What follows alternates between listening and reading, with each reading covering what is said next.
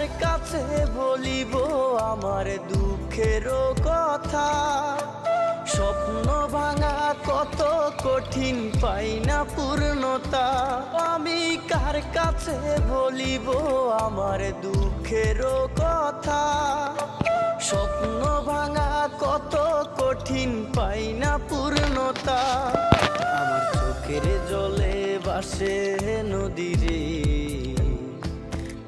আমি নিজেই নিজে একা কাঁদিরে। আমি নিজেই নিজে একা হাসিরে। আমায় দেখলে সবাই পাগল বলে রে। ওরে আমার মাটির পুতুল।